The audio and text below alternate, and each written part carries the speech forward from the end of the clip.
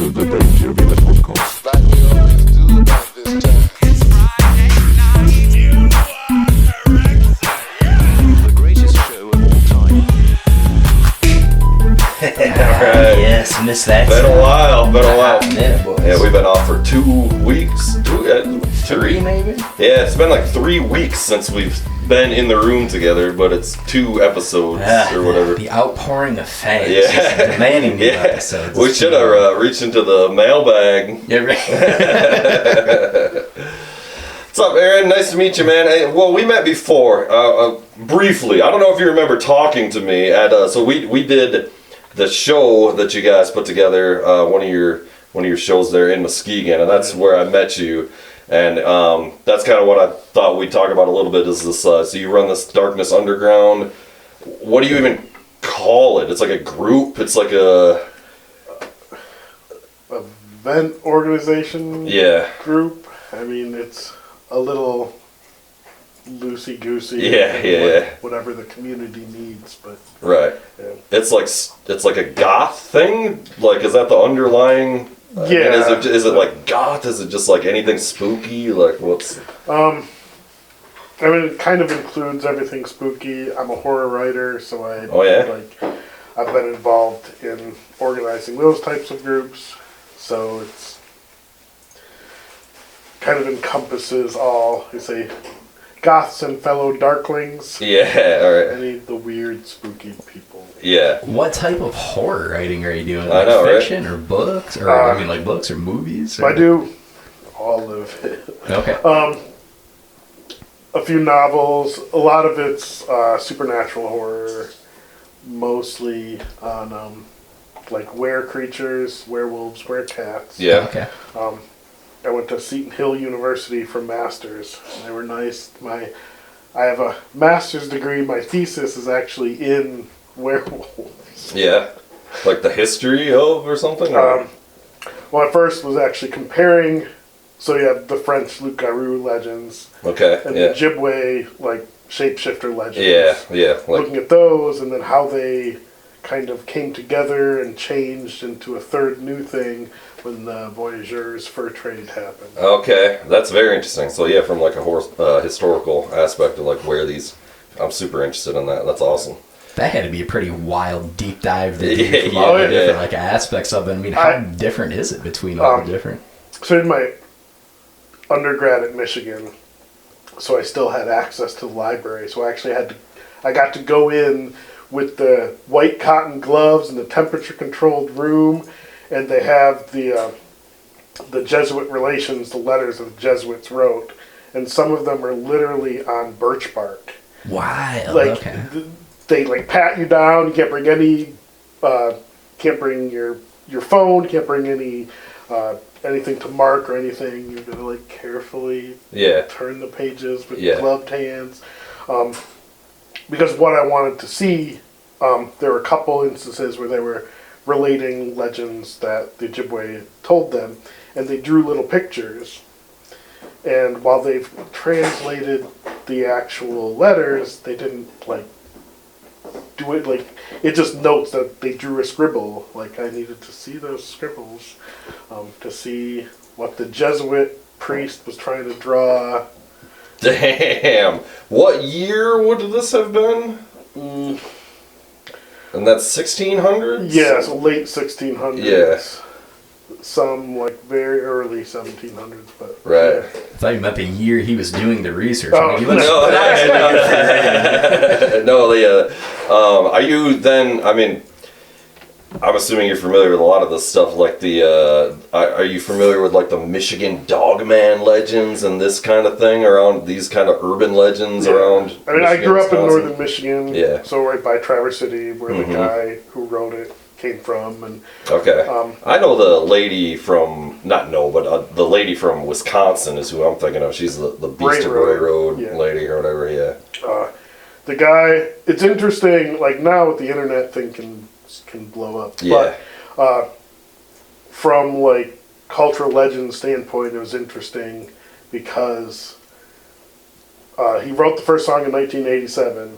Oh yeah, yeah, I know what you're talking And about. then Yes. by '97, it was a real thing, and people have seen like it Right. was like within 10 years, you could see that grow. Yeah. To now, it's like an accepted legend. Yeah, that he yeah. just wrote like we need a song for Halloween. Right. Talking Werewolves of London, I assume, correct? No, I'm this kidding. That sounded a lot funnier in my head. Just move it right along. This guy, who was the guy? I know this story, but I can't remember. Steve Cook. I think He's it's like a Steve DJ Cook. or something up there? He's a DJ at the country music station in Yeah. Traverse City. And I did a paper on it in middle school, and I wrote to him, and he sent me some other stories that people had sent him that didn't make it into the song. Some of them he incorporated into the '97 version. And what was it, 2007 or 2017? They made like a documentary Right. film about it. Interesting. What's your take on all that stuff after studying so much of it? I mean, do people, do you think, truly believe it? Is it more of like a corollary of here's a tale to explain something else? Or like, what's your thought process on how all that happened? For that one, it's kind of a mix of a lot of things. It's a large dog, so people see a large dog. Northern Michigan has a lot of cow dogs or coy dogs, depending on which side of the peninsula you're on. So you have a lot of coyotes that are mixed with Malamutes and Huskies. Okay. And that's as big, if not bigger, if they're coming from Malamutes than wolves. So you see a big-ass dog like that, like it's kind of supernatural looking. Yeah. Well, the whole thing is about they walk on their hind legs. Yeah. Or they walk on two legs. They're like these bipedal creatures, etc. So, like, I don't know. It's like, have you ever heard of do those dogs ever get up on their hind legs and walk? Is it all nonsense? Like, I don't know where I land on this either. I love that shit, but there's this part of me that's like, it's clearly all bullshit. Then there's another part of me that's like, you can't fucking explain that, man. You know, like. I mean, I think because it ties into the literal translation is bear walker, the Ojibwe legends, but it's not just bears. They can shapeshift into The skinwalker thing. whatever they want. Yeah. Southwest tribes call it skinwalker. Yeah. So there were already legends in northern Michigan about like shape-shifting. So it kind of picked up on those legends that were already in existence. I think a lot of the legends that work well are those that pick up on something. Right. There's like some pre-existing thing or something, and then I've read like so much shit about this kind of shit, and I just read a book that was, I can't think of the author's name, I wish I could because it was great, but he basically is coming at the whole thing from like exactly like that kind of approach, like a skeptical, historical, here's how these legends are created, you know, sort of. I mean, and he kind of knocks out every one in this book. It's, you know, he goes through Bigfoot, Loch Ness Monster, UFOs, blah, blah, blah. So he's approaching it from this, like, social, you know, like, popular culture way of, like, and it was a fascinating take, because most of the time I'm reading these books or whatever, and I'm like, it's just like, oh, I just want to hear a scary story about a Michigan Dogman, you know, like, I don't, so it's like, it's fun to, like, have somebody be like, this is definitely kind of old. Sounds like a real Debbie Downer. So here are the 36 reasons this is all bullshit. It was equally, you know, it's like, I don't know, it's more interesting in some of, like, the actual history is just as interesting as, like, you know, like, oh, some dude saw a dog walking around on its back. Well, just the nature of how it becomes a thing and gets out in, like, the cultural ether and gets repeated and people feel comfortable enough to keep talking about it, I guess it's pretty fascinating in those stuff. It's no Dogman fascination. You know those, like, ghost hunter shows? Yeah. There was one, I don't remember what channel it was on, but it's a Canadian show. And the first half of it is like your normal ghost hunting shows where they bring in the mediums and they sense something. But the difference is the second half, they bring in a general contractor. Yes. It's like, well, Yep. yeah, the doors keep flying open because this whole house is tilted. Yeah. And the lights flicker because you have knob and tube wire and they're contacting of the nail here. Yeah. So, I know what you're talking about. I've never actually seen the show, but I did like see that it existed. Were you into those like ghost hunter shows and shit back in the day when it was like it's hard to describe how fucking popular those shows were. It was that the 2000s. yeah, I mean, I think at the very beginning I was, and then they just started getting. I think that was kind of the same for a lot of people. It was for me. I got into it was Ghost Hunters was like the big one, Yeah. right? And like it was the same thing where at first it was like that show was like these guys, the whole shtick was they're plumbers. It's like kind of the same shtick, and they're trying to figure out these reasons why your house is haunted that aren't have anything to do with a ghost. But then it just spiraled from there to just becoming the most ridiculous, you know, like and they got so popular and they're like fucking rock stars and they're flying over we're gonna go to Transylvania's castle, you know, and it's You just can like, only oh my have so god. many of those episodes where you turn up absolutely nothing before it's like, okay, I'm throwing a towel on this. You know, it's like Yeah, after the indeed. 37th Bigfoot, did we find him? No. In a word, no. I mean, like where I went to grad school, they had those crop circles. Yeah. I love a crop from circle. like the 30s to the 50s. Yeah. And one of the guys on his deathbed admitted Yeah. that, like, yeah, me and my buddy used to do that all the time because Yeah. it used to be an all-girls school, and I guess the two were dating the girls at the school, Right. And just to like, it's a Catholic school, to fuck with the nuns Yeah, and yeah. give the girls something Gotcha, yeah. to go out and. You know, kind of like the UFO watching or the Yeah. submarine watching, to give the girls a reason to come out Yeah, in the field. yeah, right. Spooky situation there. It was a little rapey if I. What a great long game troll, though, just to keep that under your hat for your entire life, and then that deathbed confession. There's been a that's good bunch of movie. dudes that have done that. Crop circles to me are that's another one I'm like on the fence of. It's like there are absolutely just like people doing that, of course. You know, people have been making those things, but there's also the other ones that are really fucking hard to explain. That like are like I don't know. It's hard for. There's like it's almost like there's a few of the authentic ones, and then everything else is a copy or a hoax or whatever. I lived in a house. Well, coming from Illinois, I lived in a house that was built in 1903. Just old house, nothing terribly special. But like 2-3 a.m., I'd hear in the kitchen the cabinets opening and closing and noises. Yeah. It wasn't anything like crazy, and like many old houses, the electrical was shoddy, Yeah. so the fact that the lights would flicker. But the doors opening and closing, the cabinet doors, I thought was a little weird. And I researched. I mean, I teach research at college, so like I'm a researcher. Took some creative researching, but found there was a woman who lived there from the 30s to the 90s. She died, not like a violent death. She died of a heart attack. Yeah. But I guess when she first got married, they didn't have a whole lot of money. She made, like, kind of as a side gig to make money, she made pies. Yeah.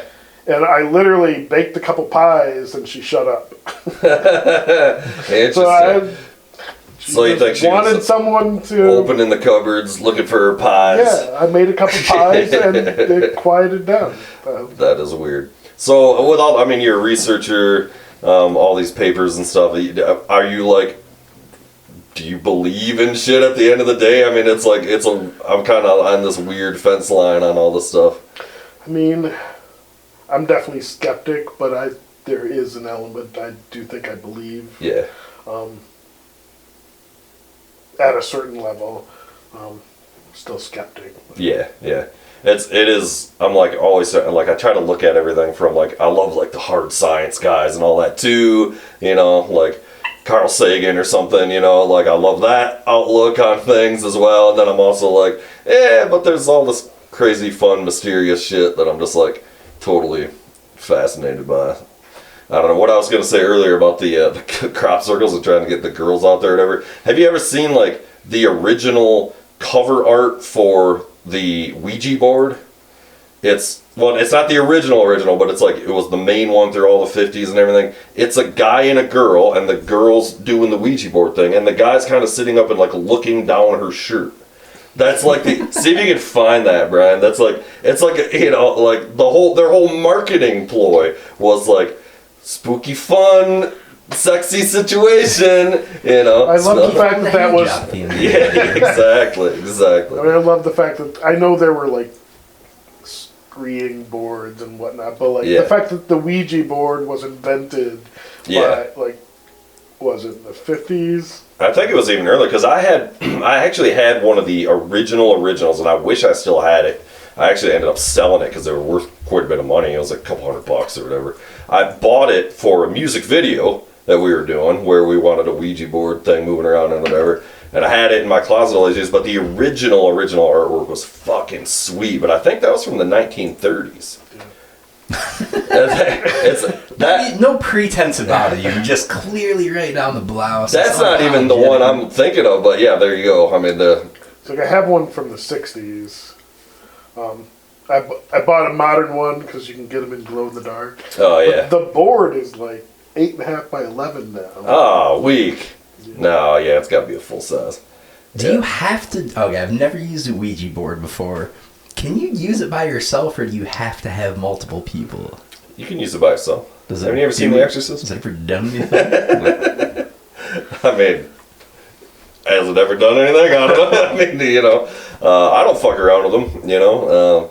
But yeah, you can absolutely. I think you're supposed to be able to use them by yourself. We need to be breaking out a Ouija board for the Halloween episode. This is. No, we're not breaking out a Ouija board in here. I sold my other one. Like I said, I wish I kept it though because the artwork was just so damn cool. Like it would have been kind of a shame to destroy the box, you know, but like just to like. I almost wanted to just cut out like the artwork and like frame it, you know, because it was just so cool. Yeah. Back to the Darkness Underground thing. When did this come about? I feel like we talked about where you were in Chicago for a while or something or started? Champaign. Okay, yeah. Where U of I is. Trying to think when it started. So was it 2016, 2018, something like that. I bounced around. My ex worked for the State Department. So I lived in Detroit. I lived in Tampa, lived in Denver, all those big cities. Right.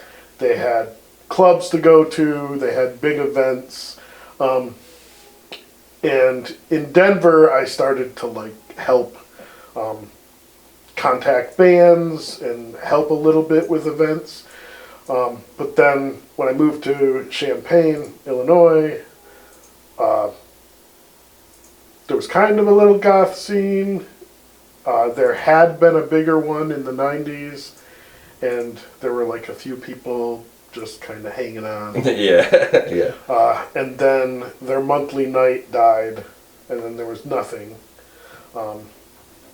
And I believe in like be the change you want to see. Yeah, so, like, I've been like organizing a president of the rugby team for like every rugby team I've been on. I was on the International Horror Writer Association. I'm used to organizing shit. Yeah. So it's like I will start, kind of restart the scene, right. And kind of like I'm doing here. Yeah. A lot of social events. So like the Gothic Picnic, and just like meetups, like take the Goths bowling. Yeah, I think I saw a beach day or something. Yeah, like beach day. Just trying to get people out, be social, especially outside of the club, so you could actually talk and be social. The music events too, of course, the concerts. We're having a DJ night November 2nd at Cafe Tamaki, the kind of tea place for weirdos in Muskegon. Yeah. How did you end up in Muskegon exactly? Of all, we're from Muskegon originally, so we're both like Muskegon. Well, all three of us, we're all Muskegon guys, more or less. Brian sort of. So, living in Illinois, central Illinois, and wanted to get out. It's not a great place. It's not horrible, but yeah, No, I get it. I'm from northern Michigan. Originally, we were talking about moving back up to northern Michigan, but the economy is so bad. Like, Well, yeah. It's, I need to be gainfully. how do you get a job? Exactly. Yeah. And I love the woods. I love outdoor activities in general. Like, there's Traverse City, I guess, but there's not as much just stuff going on. Yeah. Like, there's no concerts. There's Yeah. You're not going to have much of a goth scene in Traverse City, Yeah. I don't I think. mean, and I already, It's like, real weird stairs.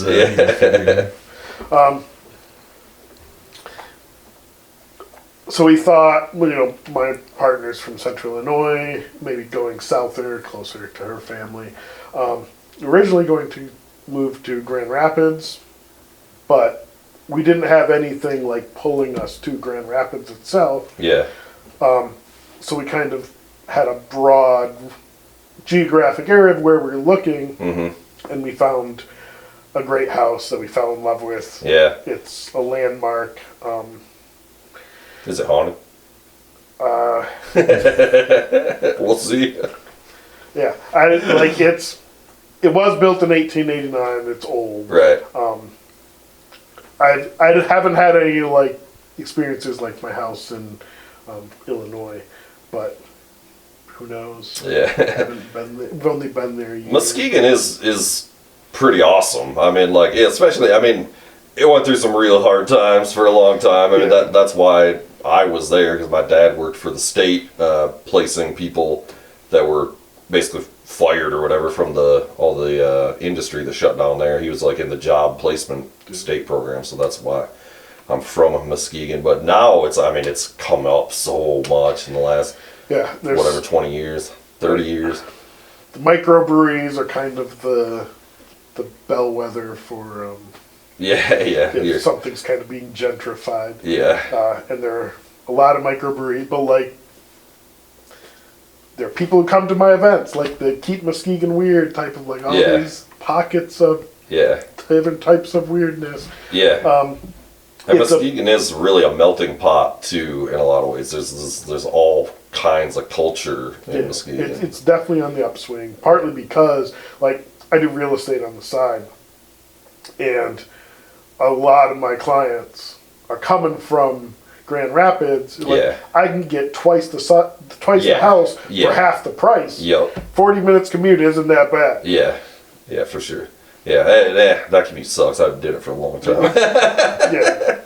Yeah, I do love Grand Rapids too, though. I've been here for 15-ish years, maybe more now or something, and like, yeah, I like it a lot. I kind of like. I moved to Kalamazoo right after high school. Actually, we both did, and I was down there for like 6 years. I like Kalamazoo too.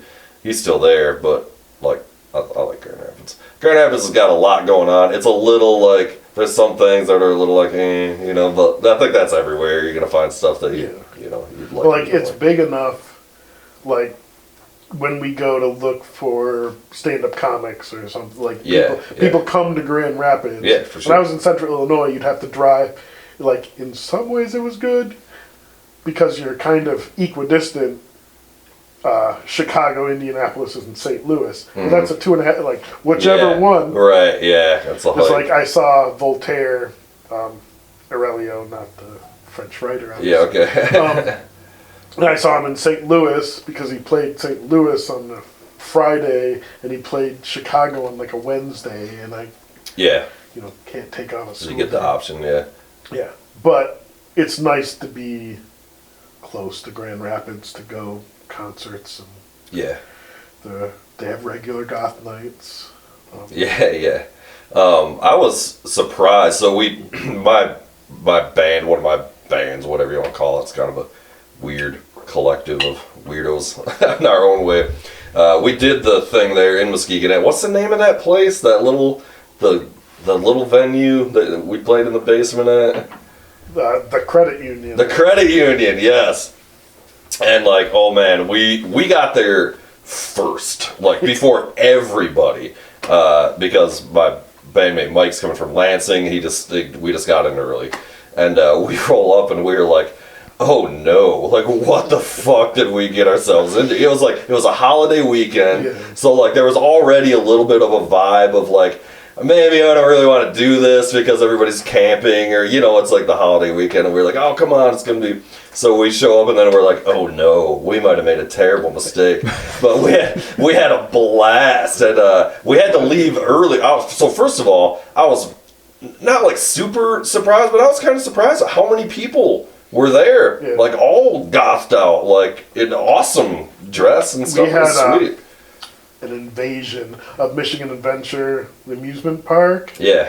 and people came from like Ohio. Like, Right. we're driving in. We Yeah. had almost like 200 people, like at Michigan Adventure. Yeah.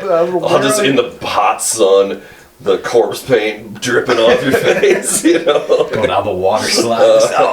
So that's Yeah. like we had just like a meetup at the tea place, the Cafe Tamaki, and yeah, like people come out of the woodwork. Like Yeah. there are weirdos Yeah. everywhere. And I think it's just like with what you're doing, it's like it gives them, it's just the opportunity to be like, oh, I would like to go do something like this if something like this existed, but I'm not going to start it, So like if somebody actually starts it, I think a lot of people It's got get to on partly board. be like this is going to be a weird analogy, but I promise it makes sense. It's almost like when you see big pockets of deer in like a semi-residential city, right? In a way, because the woods are so limited, when there's a safe place for deer to go, they tend to congregate there, right? And like presumably there aren't a ton of different locations for like big goth-centric activities, so probably people just come, from all the hell over when something like that's going.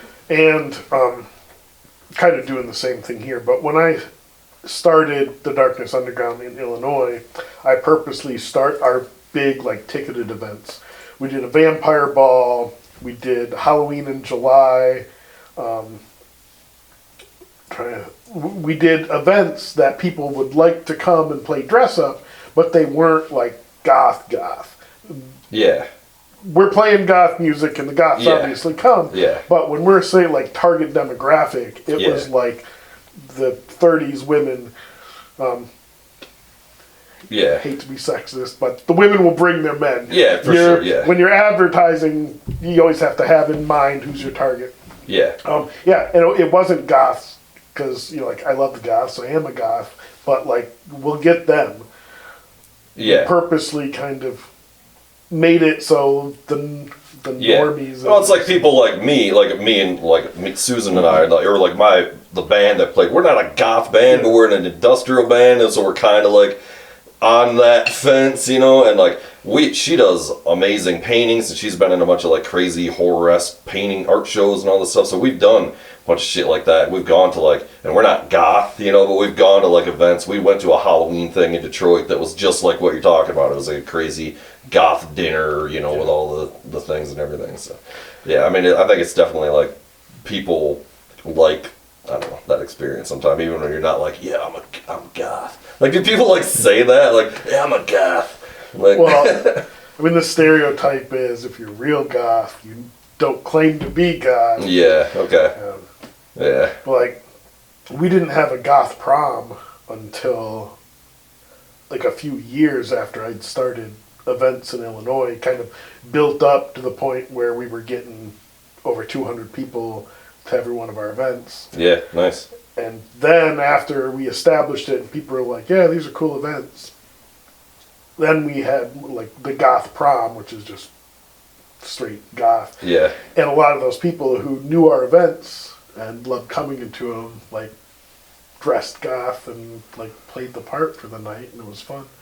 So what happened when you left there then to the groups you had going on there? Did somebody else kind of take over, or is it just kind of fall apart? Or? I mean, I had a group that was helping me, so they're still there. Right. Like I was the overall head, and got roped into DJing because we needed more DJs. But the head of the DJs runs it now, and there's a few other people who had helped me, who are continuing on. Yeah. So it didn't just like completely like just dissolve, like, which would kind of suck, all the work and everything. How did you end up, like, so what kind of started you on this path? Like, how did you get into this whole scene? What was attractive about it? Like, was it something you were into right from the jump when you were younger, like later in life deal, or how did all that come to be? It's like, I went back to my home, my parents, like, were fixing up what used to be my bedroom, and they just boxed everything up.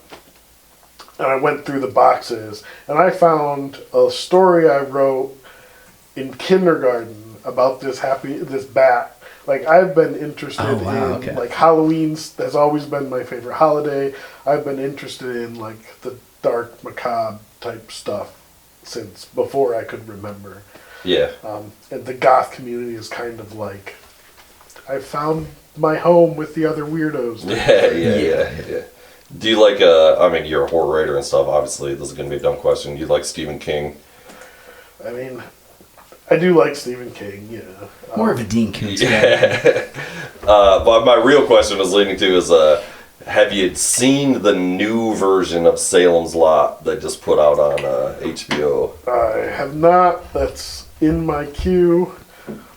Right now we're working our way through all of the Aliens. Yeah, we just went down that road as well. I actually liked the fourth Alien, where Ripley was like a clone. Yeah, that's what we talked about it a lot a few weeks ago when the new one had come out. That one is like, it's kind of like technically the worst one, but it's also like there's something about it that's like kind of good. It's very and it's like got really good act. Like the third one.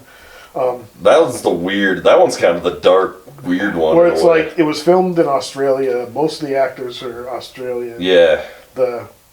What's his name? Hutton. Yeah. Not Dwayne Johnson, The Rock. He was The Rock before something Hutton. Timothy Hutton? No. That movie though. That's a David Fincher movie. That was one of the first movies he ever made. He was just like a young director they hired to make Alien 3. I forget. I think it was Joss Whedon who wrote the fourth one. Yeah, that makes sense. What I was kind of thinking about is that the Stephen King thing, though, the Salem's Lot, obviously is a famous vampire story, and the new one, like I liked it because it's very like they kind of just really leaned into a little more tongue in cheek, like it's a little more like not taking itself super serious or anything. Like it's fun, and a lot of people were like hating on it because I don't know what they wanted, but like I was like I thought it was fun. Yeah. It's like this is just supposed to be like a fun movie. It's kind of a tough watch, in all honesty. Did you hate it? Yeah. I'm so pumped up. I was like, all right, I'm kicking off the horror season. I'm going some Salem's Lot, the new one. I just thought like the acting and stuff was not that great, but yeah.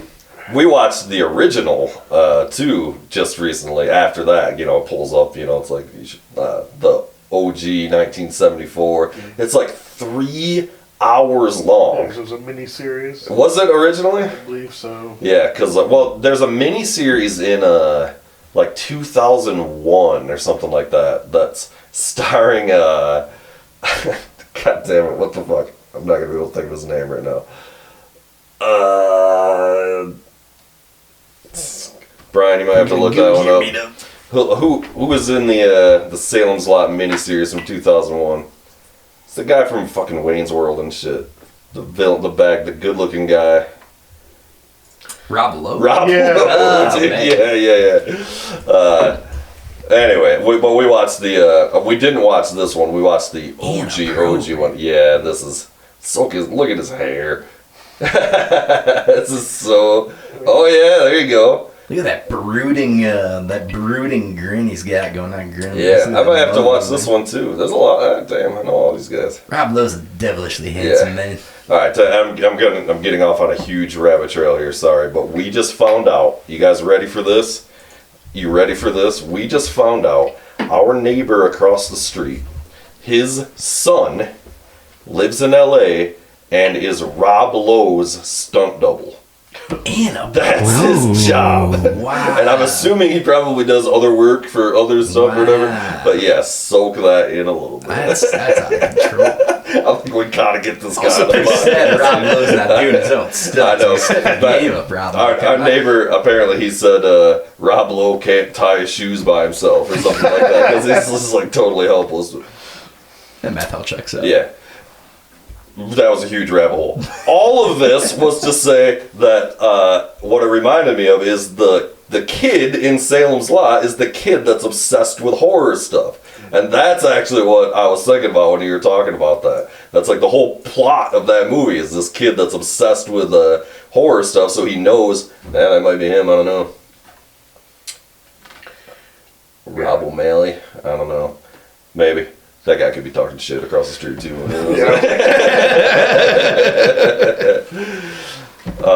then, so you didn't seem too keen on Stephen King there, kind of a hater or what? No, I mean I like other authors a whole lot better. Yeah. I liked when Stephen King won the National Book Award. He won it in his speech. He said, "I'm accepting this for Gary Brownback and Jack Ketchum, who aren't famous enough to win it, but are a hell of a lot better writers than me." Right, yeah.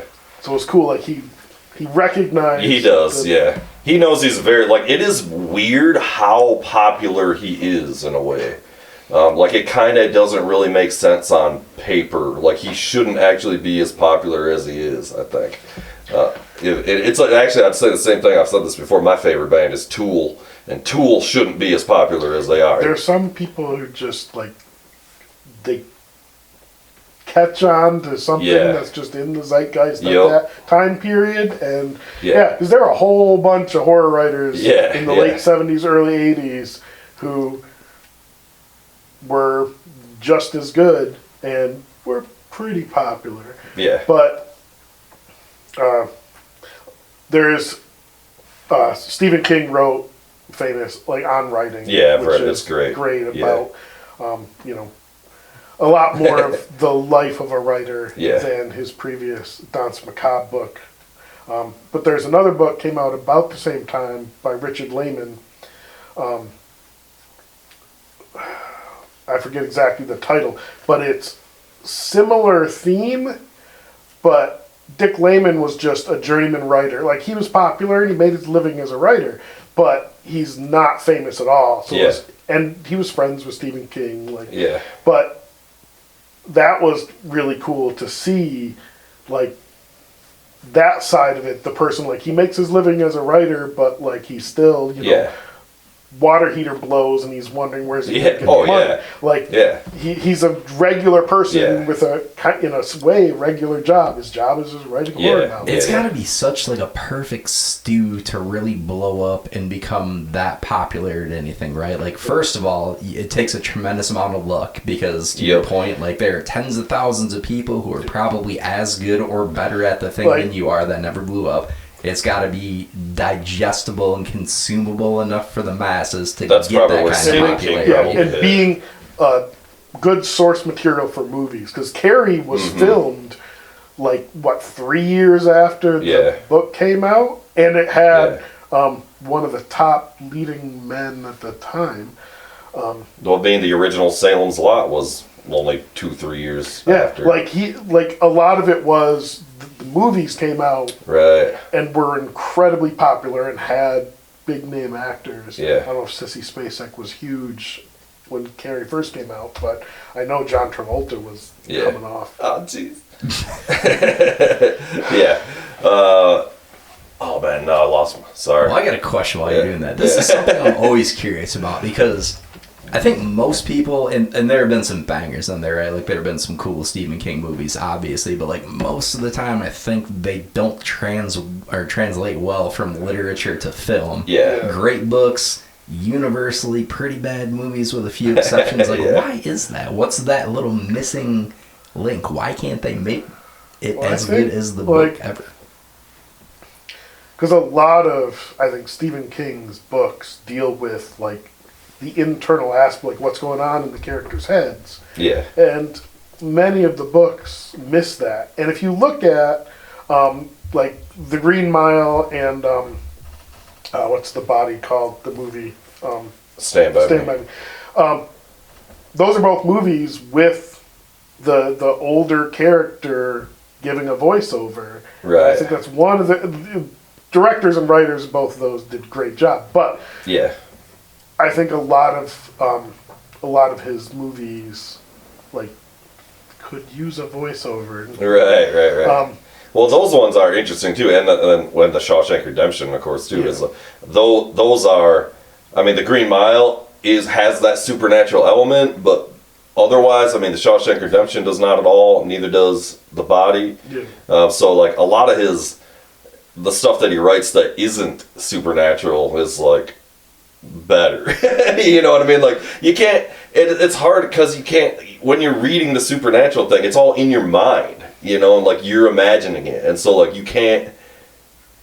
If somebody's showing it to you, it's their version. It's whatever they can do.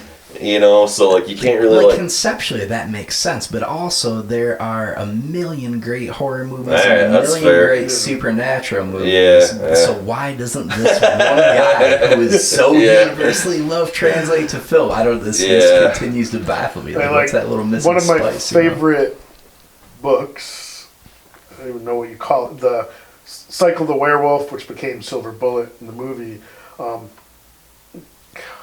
Kind of, sort of like, it's not really graphic novel, but there are pictures on every page, and the pictures are Bernie Wrightson, who, if you know horror pictures, is like one of the gods of horror illustration. nice. It's a horrible movie. Yeah. Like, and I love werewolves, and I would love to love this. Yeah. And a lot of it, like, not that it's Stephen King, but what's the big zombie movie with Brad Pitt? World War Z. Yeah. Like, have you read that book? No, I I don't didn't. think so. That's a graphic novel, isn't it? It started as just a regular novel. Okay. But the brilliant thing about that book is every chapter is a different person. So you get how this zombie apocalypse is happening in China, is happening in Korea, and America, and Canada, and in New York, it's the really rich people who have bodyguard armies, and in China, it's just someone in a mud hut, and then the movie just turned it into it's Brad Pitt's. Yeah. It's like, yeah, we got Brad Pitt. Yeah. In fairness, when you got a jawline like that, you need as much camera time as possible. So, like, with Silver Bullet, instead of focusing on, like, each chapter was a different person, they focused on the Corey, was it Corey Haim? I always mix those two. One of the Corys, yeah. I believe it's Corey, the one who's no longer with us. I believe it's Corey Haim. Yeah. So they focused on him, and Gary Busey's in that. Gary Busey, who's a lot of people joke that he's scarier than the werewolf. Indeed. I got that picture of Gary Busey in the stairs. You probably didn't see it, but there's a picture of Gary Busey hanging on my stairs. He is a scary. Yeah. What I lost my train of thought there is I was going to ask you, what about like sci-fi, like more like actual like sci-fi? Because as you can see, I have a huge vintage sci-fi collection going on here, so I was wondering if you were interested in that kind of stuff too, or if you just. I started my college career going into robotics at University of Michigan, and Isaac Asimov was one of the reasons. Yeah. I loved sci-fi. I mean, I still do love, but and I like like Alien, where you mix sci-fi. Yeah, and horror. Yeah. And I like The Martian. Oh yeah, that was great. Both book and movie, like Yep. just more straight. He's got the new one coming out too. His it's with I think Ryan Gosling starring in the new. That guy that wrote The Martian. It's like is it Armitage or I don't know, something like that. It's pretty much the same concept of like this astronaut gets stranded in space on some mission. He meets an alien astronaut basically, and they have to figure out first of all how to communicate with each other, and then they have to science their way out of everything. You know, which is great. It's super fun. It's a great book. So it's Enemy Mine with Quaid. Yes, it is. Yes, it's exactly what it is. Yeah. It's a game-winning formula in fairness, you know. Do you know the author Harlan Ellison? Oh, yes. Yeah, so I got some of his hardcovers up there that are hard to fucking come by. Harlan Ellison hardcovers. That's why they're up top there.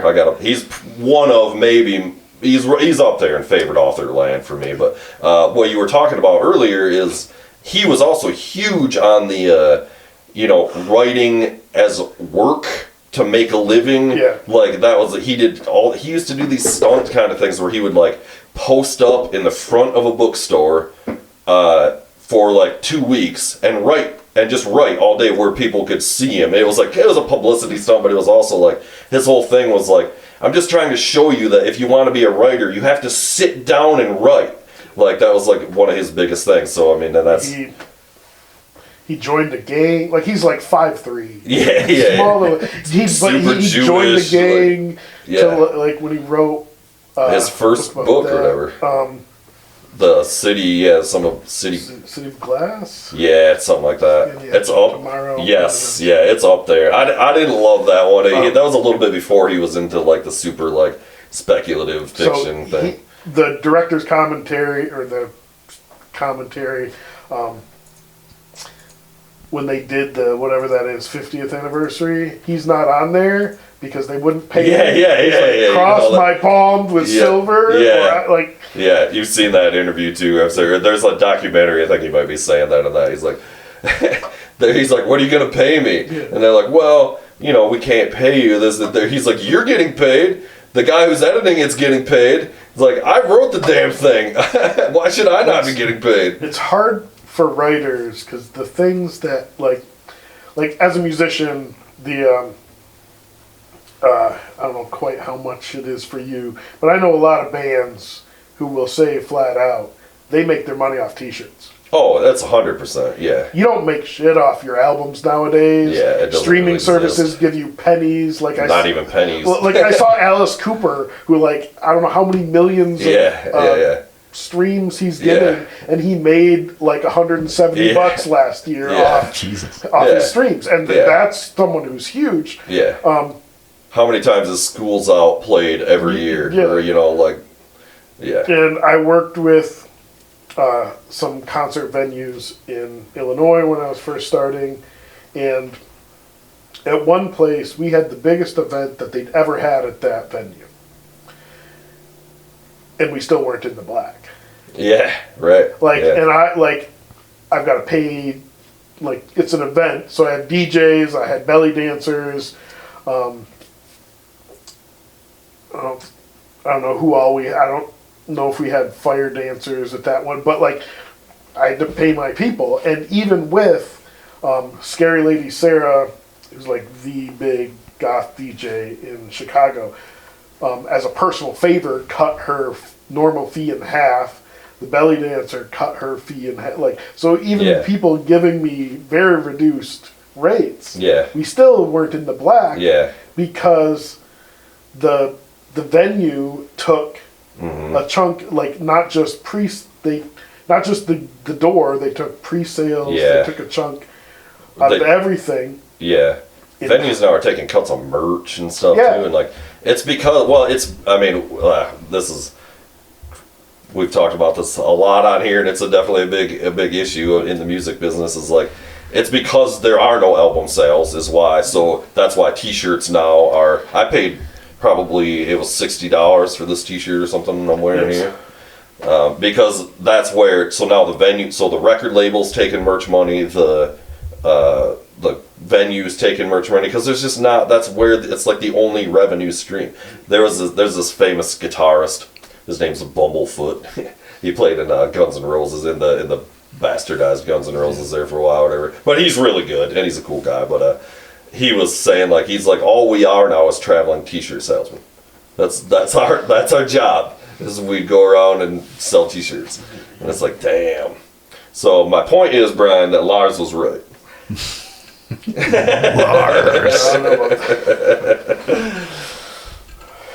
Yeah, it's definitely one crazy thing he does well is get people for money for copyright infringement. May Yeah, not be the best drummer even in his own band, but yeah, indeed. Do you know the quote from the Beatles when they? John Lennon. Yeah, you know what So I'm he's saying? Ringo the best Yeah. drummer in the world? He's not even the best drummer in the Beatles. Yeah. The guy goes, why is Ringo the best drummer in the world? Like, expect him to be like, oh, his rhythm is on point, blah, blah, blah, whatever. And he goes, he's not even the best drummer in the Beatles. Ringo is shedding a I single know. tear that he's son of a bitch. Indeed. Like, well, Bastard. Ringo is the biggest earner, or however you want to put it, of all the Beatles. Because, like, when they broke up, all the rest of them were like, I have not played the Beatles. I've got my solos. Ringo's like, oh, you want the Beatles' greatest hits? All right. Indeed, Like, indeed. he had no quality. He played the Traverse City, Grand Traverse State Fair. Like, Yeah. he'd play anyone that wants him. He'd play the songs Yeah. anybody wants to. Ringo rules. I'm actually a pretty big fan of Ringo. Our cat's name is Ringo, my black cat. It's He was just interesting. here in town not that long ago. Yeah. No, maybe a year ago now or something like that. I maybe should have went, but I didn't go. But it would have been fun. I'm not like a huge Beatles guy or whatever, but it's Ringo. He's still alive. Apparently he's like 80 years old, right? And he's like shredded. He's got like a 6-pack, and he's like running circles around everybody on stage. And a few weeks after that, I met his drummer, who's a very famous drummer. He did a clinic at Firehouse Guitars here in Grand Rapids. And he was kind of talking about that shit too. He's like, Ringo would run circles around me, I mean, he's no young man, but it was still like, he's got 20 years on him or whatever. And like, also he was saying that Ringo is one of the like most like personable, and like he's like, when Ringo talks to you, like he's really talking to you. Like there's no like pretense. Like it doesn't matter like who you are or anything. Like he like is engaged. A real and, man like, of the people. Yeah, like Ringo, he's apparently a pretty fucking cool guy. I mean, it's Ringo fucking Starr. Better be pretty One fucking would cool, hope. Yeah. What's your like kind of tastes in music then? I mean, like goth is all over the place. I mean, like that. I like my industrial stuff, but I'm traditionally more of a prog rock guy. Metal, rock, pop. I almost like adult contemporary kind of stuff now. I'm pretty eclectic. Even my sets as a goth DJ, one of the things I love to do is take a pop song and fuck with it. So you like lower it a couple octaves, put it in a minor key, add some distortion, Right. some reverb. Like I love people are listening. Yeah. It takes them a second. Is this like Sweet Caroline? Right. And then the chorus kicks in. Wait, no. Be Sweet Coraline or whatever. Yeah. I listen. Classically trained musicians. I listen to classical. I listen to blues. You're a classically trained musician? Is that what you're saying? What do you play? Or do? Trombone and band. Yeah. But I guess I'm like a lot of failed guitarists. I play bass. I play bass now. No, nothing wrong with I'm that. one of I listen to those. bass. I think because I've always I love goth and I love the lower register stuff. Yeah. So, like melodic solo bass, That's cool. a lot of funky effects. But yeah, as far as listening, singer-songwriters and country, I listen to Right. a pretty wide variety. It's of not stuff. just Depeche Mode and. I love Depeche Mode, but it's. Charles Mingus? Anything on Mingus? I like Mingus. I don't know Mingus. Who's Mingus? Jazz. Oh, okay. musician. That sounds like he's got. With a name like that, he's got to be a jazz. But he's a bass guy, which is Yeah. I always think of as an odd frontman so to speak. But I don't know, like Jocko or whatever. There's like that. Deep whole Colin. thing. yeah, it's just crazy musicianship. Yeah. Do you like Perfect Circle and Tool and Maynard's kind of whole thing? I like them as far as that goes. I'm more like when we get into the darker genres, it's a little more like the dark wave. Yeah. So V&V Nation, I like the Sisters of Mercy albums. Went to see one of his shows. I say he because it's Andrew Eldritch and some hired musicians. Yeah, yeah. With no bassist and no female backup singer, so some of the songs just don't work. Should have brought my bandmate Mike here. He would be able to talk all that stuff with you. He's way more into that. I come from like the Metallica school, you know you know what I mean. But he's like a modular synth guy, and like he knows all the sweet industrial acts and all that shit. He's really into Pig, you know Pig, yeah, which is like it's pretty badass. Like I love all that shit. He and I connected, and our band was like when we were like talking about like what our obviously 9 Inch Nails is the right it's the GOAT, but the band Stabbing Westward was a huge one for us. We both loved that band back in the day, and we were like, well, we could kind of make it be kind of something like that, so that's kind of like what we're doing. We actually just went and saw those dudes at Smalls in Detroit. You ever been over there? Yeah, I mean, it's been... So I lived in Detroit, it was 20 years ago. Yeah. But that's like pretty much all a goth club, right? Like as far as my understanding, at least now. Yeah, I mean, I think it might be more like punk and metal, like officially, but yeah, they do. Or maybe it's just like one night or something. I don't know. Yeah, but the 2 times I've been over there, it was full on goth. Well, and they do like it's just straight up goth night there. Yeah. So I think City Club in downtown Detroit, despite being like the OG. I can't speak from personal experience because I haven't been there in 20 years. Yeah. Like when I used to go there, it was like the goth club, and you look at pictures and see videos, and it's like, I don't think that's really goth anymore. Like, I don't want to be like gatekeeper-y or anything. Right. Does the culture drive the music, or does the music drive the culture in goth, do you think? I mean, there's so many arguments back and forth. It's kind of both. I mean, one of the reasons why I think the genre has lasted for 50 years is because it latched on to something that was already there. So, like, the goth genre coming out of punk in the late 70s, like, yes, that was a thing, but, like, Paganini, the violin player back in the 1600s, in a sense, was goth. Like, he dressed in all black, had hearses, horse-drawn hearses, bring him to the shows.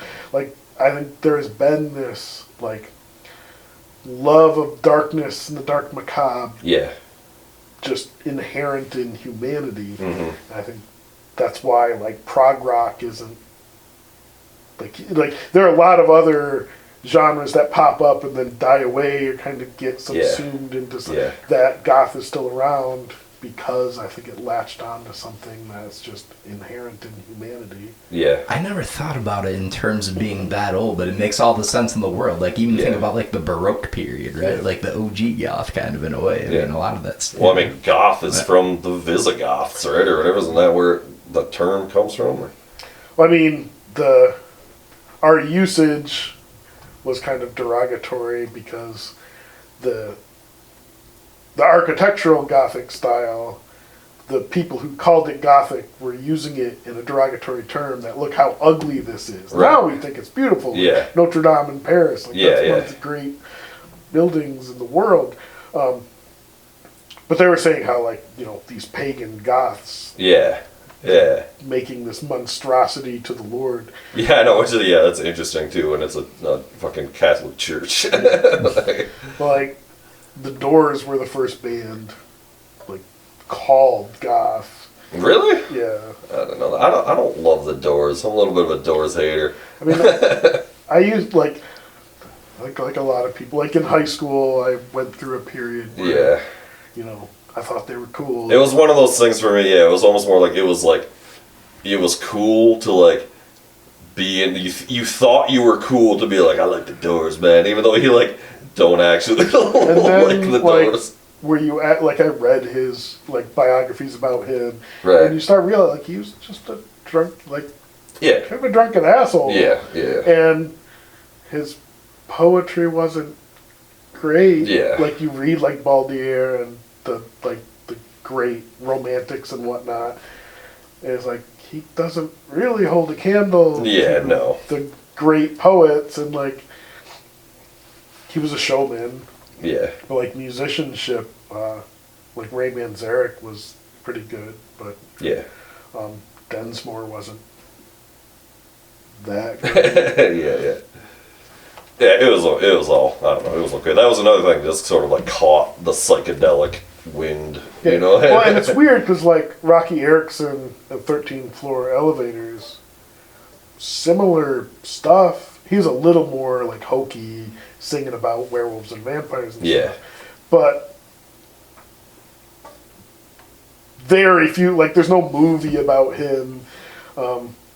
And Yeah. Well, it's also because he died, the legend of, you know, when a guy dies like that. Yeah. Like, you know, it's like, we've talked about this a bunch on here too, like, would, you know, Biggie Smalls be such the legend if he wasn't murdered? Would Kurt Cobain still be, you know, like, what, all these guys, you know, that died, the 27 Club, whatever, you know.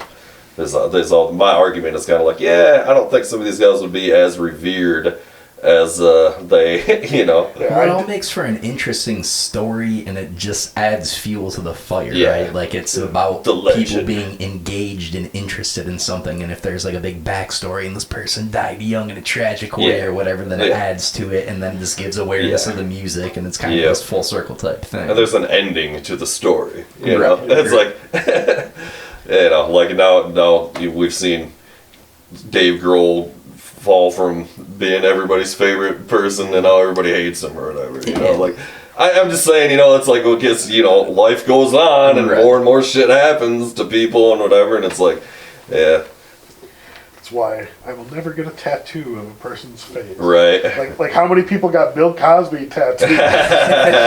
Regretting those. Yeah. So my right ass cheek, it was a regrettable decision at this point in Indeed. retrospect. Actually, Bill Cosby gave it to me. I went over to his house. I woke up. I had a tattoo of his face on my ass. I don't know. It's weird. Before we take a break, I went to the Rock and Roll Hall of Fame 2 weeks ago. Not by I mean we, Susan and I. It is the Rock and Roll Hall of Lame. Anybody ever been there? Wow. Yeah. No, it was fine. It was, I mean, so we went to Cleveland. You ever heard of a band called Opeth? Yeah.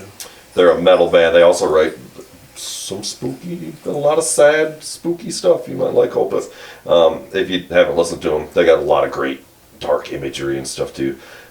We've seen them a bunch of times. One of our favorite bands ever. So we go. That's why we're going to the show. We're like, yeah, let's get out of town for a weekend and go to Cleveland. And Rock and Roll Hall of Fame's right there. I've always wanted to go. Yada yada. So we're there for the concert, but we got Saturday morning to kill, so we're gonna hit up the Rock and Roll Hall of Fame. So it was fine. You know, it was. A lot of Joni Mitchell lunchbox. Yeah, Stuff going on. indeed. I did buy a sick T-shirt that I wish I should have wore it tonight. But that was probably the best part. It's like there's not a lot there. Yeah. That's like, you been there? I mean, it's like when I was a kid, so it's Yeah. 30 years, but So it's this building, and it's like 6 stories, kind of. It's kind of this weird, crazy modern architecture thing. But like the whole museum is basically the bottom floor, and they're like, yeah, you'll probably spend 3-4 hours in there. And like the bottom floor, you go through all the history, music. They got a lot of cool shit, you know. Looking at everything, it's cool. But then like that's it. There's like very little else. Like you go up, there's a little bit more. Then like the 3rd floor is all just like sponsored by Sweetwater, learn to play guitar. And it's like all these stations set up where like you play a TV, you can pick a track and you can like play along to it. And I picked a fucking blues track and just fucking melted some faces. It was pretty sweet.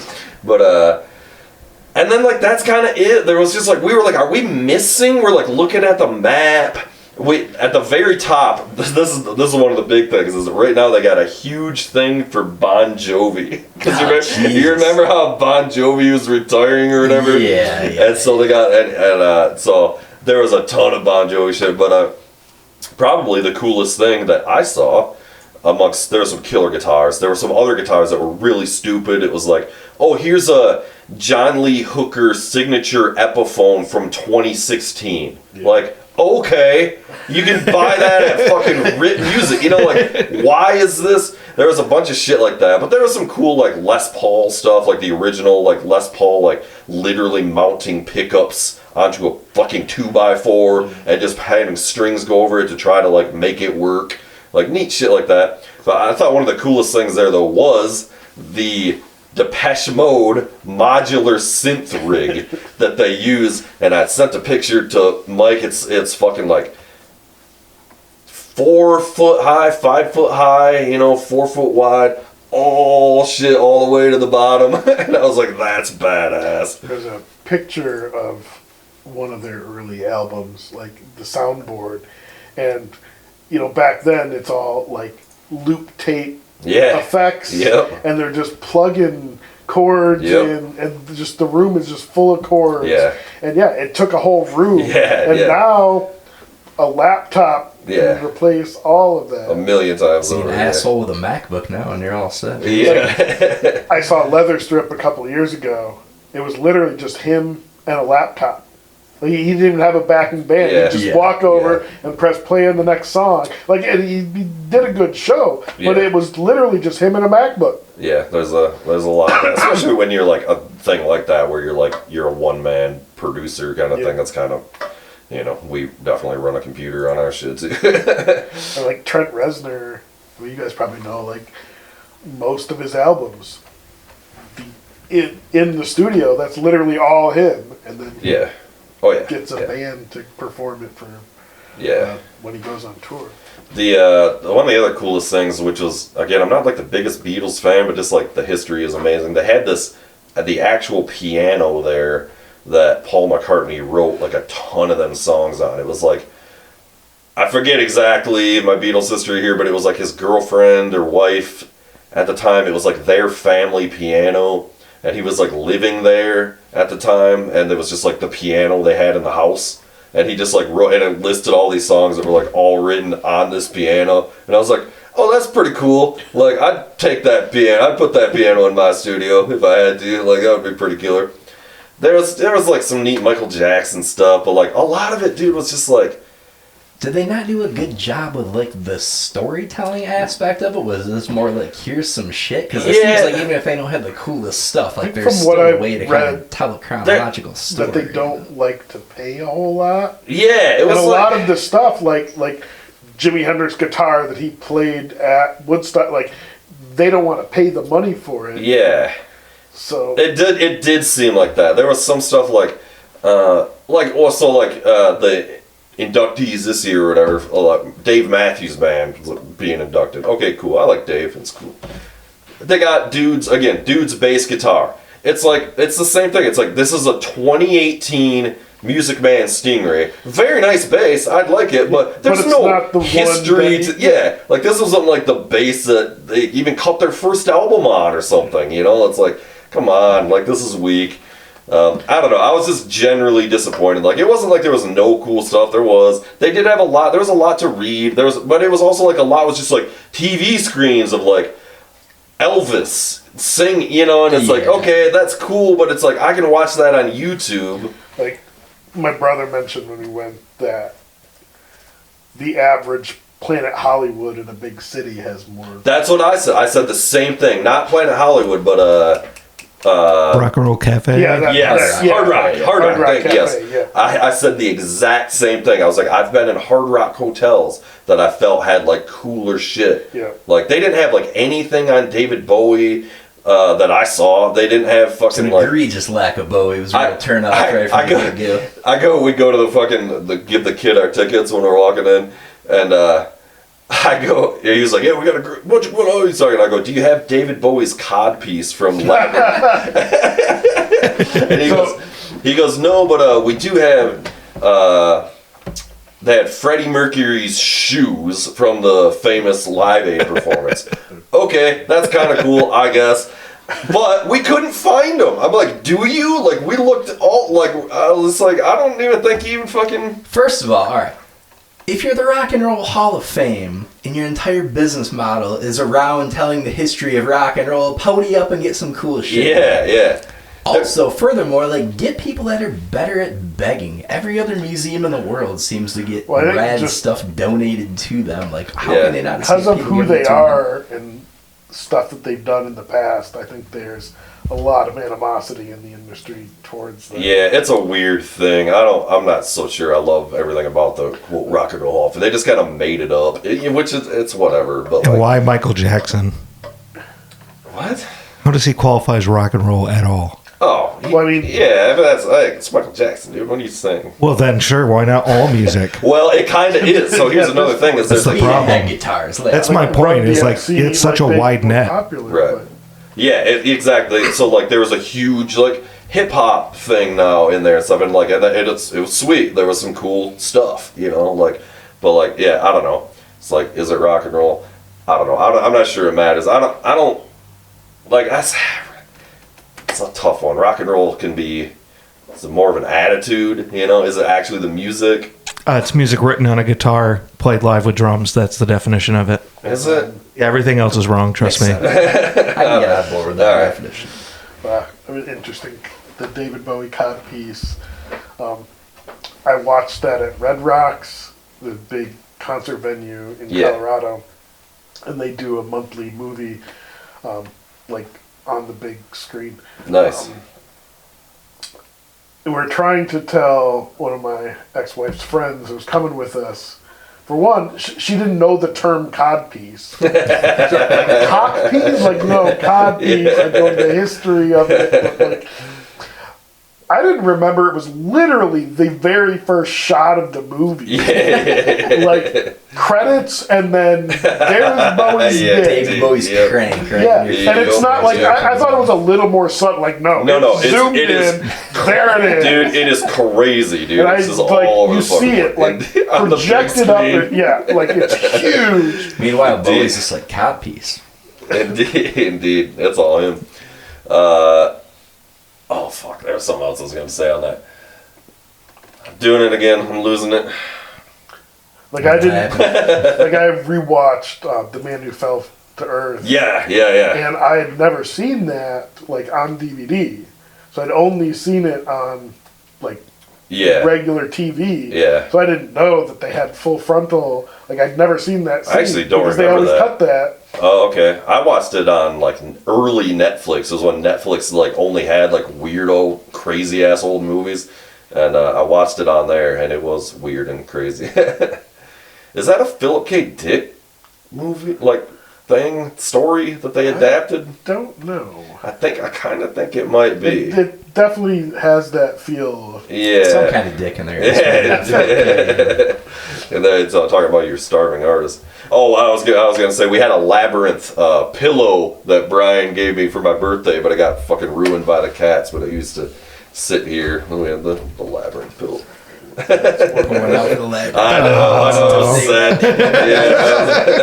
Yeah. Beautiful craftsmanship. Never got, 'cause we were supposed to get our sequel to Labyrinth before we. Yeah. That was just like they had all that shit here at the museum in Grand Rapids. It was like a Jim Henson exhibit or whatever, and I guess they had all that Like, labyrinth. Toggle was lost for 25 years. Like, it was in a suitcase, and they were Yeah. flying somewhere, and, like, Southwest or whoever lost it. And it was in, like, the Atlanta airport, like, in That's a back so room. funny. And they, like, were cleaning stuff out, and they were remodeling. Oh, here's the suitcase. They open it up, and here's Toggle. Yeah. And it was, like, latex face. So it was, like, all... Oh yeah. Like, They're- crumbling, Yeah, they're all freaky looking. pretty Wild. messed up. Yeah. All right, let's take a little break here, and then we'll come back. And I want to talk. There's a couple more authors and stuff I want to talk to you about a little bit. All right. If you're down. All right. Clack. So who would you say is like your favorite author? Like, can you pick one? It's kind of hard. I know. It's hard. Jack Ketchum's probably my favorite. Okay, I think I might have a book or two of his in. I got tons more books over here, but I've never read them. But Only one of his books is Supernatural, and that's probably his worst book. But it's just something about, like, the girl next door is a kick in the pants. Like, one of those books where like I started reading and literally couldn't put it down. Right. And the sun came up and like I was, had read through the night. Yeah. And there aren't too many books Right. for me like that. Right. It's a hard read. There's a lot more cachet to staying up all night reading a book. Yeah. I was on a Stranger Things bender on Yeah, Netflix. playing for about video 16 games. hours straight. Yeah, I went down a whole foot porn rabbit hole. I like Thomas Piccirilli, Gary Brownback.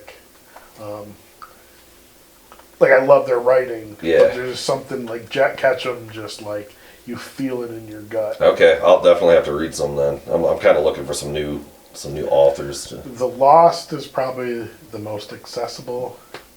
The Girl Next Door is probably his most famous, but it is it's a hard read. Yeah. Is it the nature of the stories that he writes or the specific way that he writes them? I think it's his prose style and how he puts you in the head of, and often he'll put you in the head of the villain. Yeah. Or a lot of like Dean Koontz. I guess he does sometimes, but there are a lot of horror authors like the monster's over there. You're fighting the monster, Right. But most of Jack Ketchum's stuff is real world, so a lot of times the monster doesn't think they're a monster, because it's a human. Yeah. Doesn't think they're a monster. They have some excuse or whatever the deal is. Yeah. That's like so much of fiction, like great fiction. I mean, that's like Game of Thrones too, where it's like everybody's got their own thing, and like everybody's got their own reasons. You know what I mean? Like, and then all this fucking crazy. Did you read Game of Thrones at all? Are you into that, or what's your fantasy taste? I read a few. I was a lot more into fantasy when I was younger. I don't know how to Please say Wheel of Time. I read some Wheel of Time. Yes. A lot of Pratchett. Yeah. I got a lot of his stuff, which I've never really read either. Is it Shannara or Shan? I don't know how to pronounce it anymore. People keep going back and forth. But I don't know what that is. It's an old fantasy novel. Way Yeah. back, Legend of Shannara or something like that. Okay. It's okay. It's a little slow, but it's kind of cool. What about Neil Gaiman? He's in like a bunch of hot water or something right now. I don't know. I'm Yeah. not following it, but I have read a bunch of. he's pretty gothy. Yeah, it seems like that'd be something that I've read maybe 2 or 3 of his. Yeah. I've read a bunch of. They're those. okay. I don't. They're okay to me. I've never been like, he's not my favorite thing. American Gods I thought was cool because as a researcher who's researched a lot of different legends, Yeah. having like how he takes those and makes it a story, Yeah. I thought was cool. Yeah, that one was one of them to me where I was just like, I don't know. It was fine. I didn't not like it, but it was just like. There's always like a little. So that went up against a Jack Ketchum novel. I want to say The Lost. And the Neil Gaiman won for the Stoker Award. So Okay. it's always a little like, the Jack Ketchum is a much better novel in my opinion. Right. But Neil Gaiman's a lot more famous, and Yeah. like the Horror Writers Association gives out the Stoker Award. So these are other writers. Yeah. Even amongst other writers, popularity still matters. Yeah. It's still interesting that Stephen King doesn't have the most Stoker Awards. Yeah. So Have you read, back to Game of Thrones, George R.R. Martin wrote a really good vampire novel. You ever read his vampire novel? I have not. I'm pretty sure I have it on my bookshelf. It's really good. I liked it a lot. It's really fun. It's sort of like it's kind of like Interview with the Vampires, where it takes place in like the old South on like riverboats and shit. It's really good though. I liked it a lot. I thought it was just a fun, crazy story. You Or know? my George R.R. Martin story was in when I lived in Tampa. He was guest of honor at Necronomicon, Right. in doing like the author Q&A. Yeah. And some guy stood up, those people who are like, I wouldn't say fan because it sounded like he actually hated him, but like he was just Yeah. ripping George R. R. Martin apart for the stuff he was writing, and it's like, you don't have to read it. Like, Yeah, not everyone's yeah. going to like my books. If you don't like it, don't read it. Yeah, exactly. Yeah. And you gotta wonder too how much of that, like if he's continuing to read the books and ripping them, like why are you reading the books if you don't like them? So is it Yeah. like he's into it and just trying to shit on Yeah. the guy that's It's the got comic thing book that nerd he- guy. Exactly. Yeah. Yeah. Some people just love their haterade. Yeah, Yeah. exactly. Yeah. On the internet within minutes. The whole thing. Much like the comments often received about this shit. Yeah. Yeah, definitely dive into that. I think I actually caught that one on audiobook, but I liked it a lot. It was cool. Really what I wanted to fucking get to here, though, was HP Lovecraft. What's your... let's see. He might be my favorite author. It's hard to say, but he's up there for me. I love some Lovecraft. So if I had gone to University of Michigan for grad school, my thesis was likely going to be on HP Lovecraft. Yeah. So I've read all of his stuff, and in reading all of his stuff, I think I kind of got burnt out. Yeah. This is what happened to me, dude. I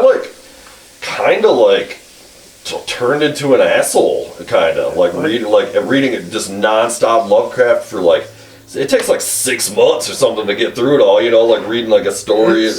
And I don't know, man, you start to get you're in this darkness. You start becoming this weird His ideas were weird in a kind of cool way, but his prose style and lack of characterization, dialogue is off-putting. the they're dialogues. hard to read. I never really found him hard to read. I actually really love his prose style. One of my favorite things about his prose is there's a paragraph and it's one sentence. And it's it's a bit much, of course, and there's a reason why. So poor punctuation is really exactly, the tent pole of how But no, much and this it's- whole thing It'll is be on. Yeah. punctuated, it'll be grammatically It's correct, man. And that dude knew his shit with it. But I love was it Dagon or Call of Cthulhu? One of those, the horror was undescribable, and then 2 pages of He describing. describes it, yeah, right. But let me try Yeah, it. indeed. Well, it's interesting because as his work continues, it really starts off with everything's a nameless, unknowable thing, right? And then as he gets older and is becoming a better writer, basically, it starts becoming okay, now at the Mountains of Madness, it's he's very describing these alien creatures and shit, where before it was all just oh god, I saw some unknowable thing. My favorite thing about Lovecraft, though, is that every story is basically just and then I went insane, the end. That's my favorite part, is there's no they're all short stories. He only wrote a couple novellas, no real novels. And so everything's just I saw some crazy shit and now I'm insane. I gotta tell you, you're doing very little to sell efficacy. No, that's the best part. That's what I love about it so much. Run-on sentences. He's not talented enough to describe the unknowable thing, and the story ends the same way every time. That's why it's so good, though, because that's his famous quote, is the fear of the unknown or whatever. What's some famous quote he Just said. like my review of tires. He did a nonfiction book about the history of horror, which is really good. But yeah, the greatest fear is the fear of the unknown. Yes, I have a T-shirt with that. Yeah, exactly. Yeah. Have you ever read? I've never actually read any of his his letters and stuff, the famous there's more Lovecraft. There's more of that than there is his actual nonfiction. But I've never read any of his correspondences and all that. So I kind of read. stuff. So he wrote back and forth to Howard, the Conan the Barbarian writer. I read those. His letters to I'm forgetting now, but his editor. all kinds of different. It was And they're just nonstop. like weird, like he would talk a little bit about writing, but then it was like, and I got this soup at the grocery store. Yeah. It was dented, so I got a half off. Like Yeah. Howard doesn't care that you got 5-cent can of mushroom soup. Like the stuff. Like I'm guessing he was on the spectrum. Yeah, I mean, he's But, an interesting guy. The stuff that he was talking about, like, people don't care. Well, but I mean, he wasn't writing that stuff for like the general public to read. It was just him writing letters to your friends. You know, but like even your friends don't. Yeah. Like he would and like how much everything cost. Yeah. Like he would go. Well, out, he was broke. Everybody loves a good deal at the end of the day. Yeah, Let's not- It was funny. I don't know how. Like I have a lot of horror writer friends. The apartment he wrote a whole bunch of shit in. Was it Providence? Yeah. You can still rent, and it's not expensive. It's like $1,000 a month, and you can write where Lovecraft wrote, and you can like the walk he took. You can see there's a hospital, like you can see the names of stuff. Yeah. He got off headstones. Yep. And off. Some of those houses that some of those things are about are like this was the actual house that he was like he had in his mind when he wrote this. I feel one of those big, lofty questions brewing, and I've got to get it out. No. What about horror do you think it is that makes the genre so popular? Do you think it's something like it's tapping into some inherent darkness that's left over in everybody to some degree? Is it like loving the terror of feeling afraid and scared but having the safety of knowing it's not real? Like what specifically, if you had to take a guess? I mean, I think it's all of like because it's a big genre, like it's different things to different people and there's different types of horror. I think for a lot of people the experiencing like danger in a safe environment, you can tell yourself it's only a movie or it's only a book. Yeah. And I think they're the people who love delving into the dark side of humanity and life, whatnot. Weird used to be its own genre. Yeah. Just like you love just the absurdity, the weirdness of things. And I think because horror now has like a lot of other genres are now called horror. I have a friend, Karen E. Taylor, who wrote, when she wrote, they were called horror, vampire novels. Now they would be called paranormal romance. Right, yeah. There are a lot of things like that where, like, back in the day, they would be called horror, or, like, Lovecraft wasn't horror, he was weird. It was, and it was, like, so new, too. There wasn't, like, it wasn't a category. Yeah. I mean, his were all sold in Weird Tales or whatever, all those, like, old magazines and shit. Like Hitchcock was more suspense. Like, Hitchcock's definition, like, suspense, there's a bomb under the chair, and you know the bomb is under the chair, you hear it ticking, and the suspense is, are they going to find it in time? Sure. Mm-hmm. Horror is, the bomb blows up, and there's carnage. Yeah. I wonder, and maybe you know some of this as a historian, and obviously it goes back a long way, but to keep in the vein of the lofty questions and thoughts here, I wonder like how much of it is replacing some inherent need to be scared after relative safety came about, if that makes sense. Like right? an evolutionary... like if you were able to rewind the clock to insert time period here, 1200s, even earlier than that, like were people telling horrific stories way back in the day when there were legitimately scary things out there and you were struggling for your life every day? Or as people became safer and less of that existed in the real world, is that reptilian part of your brain craving that kind of terror and fear? Do you know what I mean? I think there are always people who love that type of stuff, I mean, the oldest book known to man, the Epic of Gilgamesh, has stuff that you could consider horror. Yeah. But I think It's pretty metal. Gilgamesh is pretty metal. The popularity goes in waves. There are people who've written their dissertations on like the political climate and how that deals with like popularity, repression.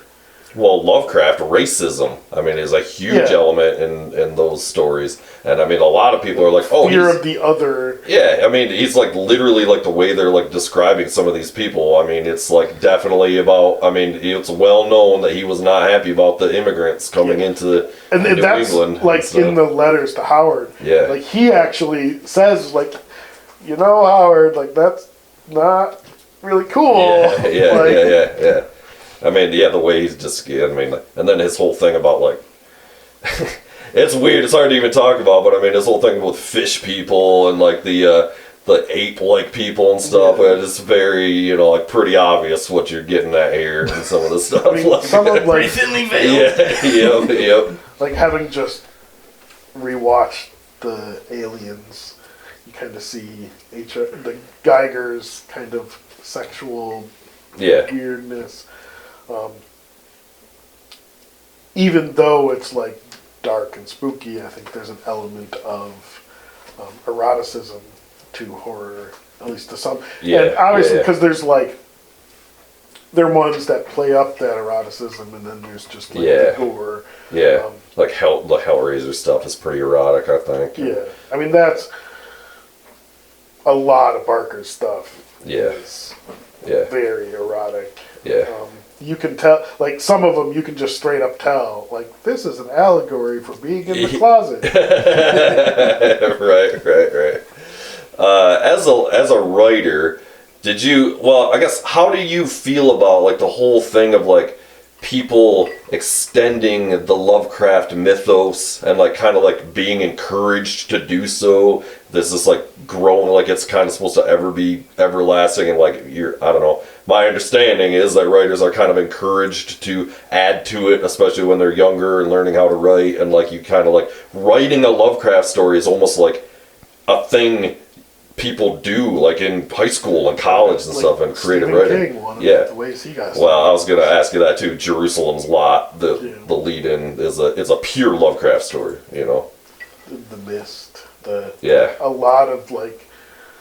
lot of his early short stories. Well, his newer novel, which is probably 7-8 years old, something called Revival, is just straight up goes Lovecraft at the end, and I loved it so much because he was just like, we're gonna go full Lovecraft here, you know. But I don't know. Do you have any comments on that? I mean, is that something that you've seen in your teaching and career? I've definitely seen it.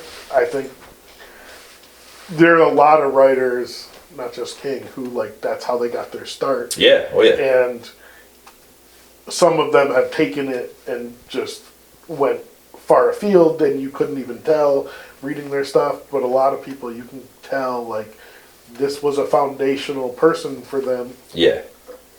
I think.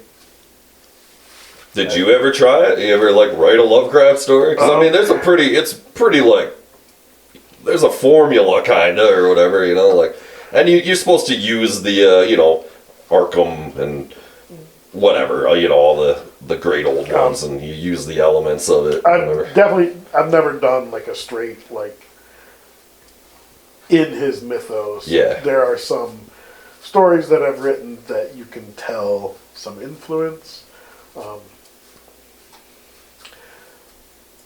I think because like I grew up in northern Michigan, like I loved our library and read a lot, but I don't even think we had any Lovecraft at my library growing up. Yeah. So because I didn't come to him until college. Right. Yeah. I think that's pretty typical. That was probably me too. It might have even been a little later, you know. You start working your way backwards to... Oh yeah, no, that, because like, I read, you know, Stephen King at like 12, and the other books that were in my local library. But yeah, I didn't go back, like it wasn't until grad school that I started reading the, like, Gothic literature, like Castle of Otranto and Anne Radcliffe, and like the old school, like before horror was a thing. You want to talk about slow moving, like those Yeah. 500 pages before the ghost even shows up. Yeah.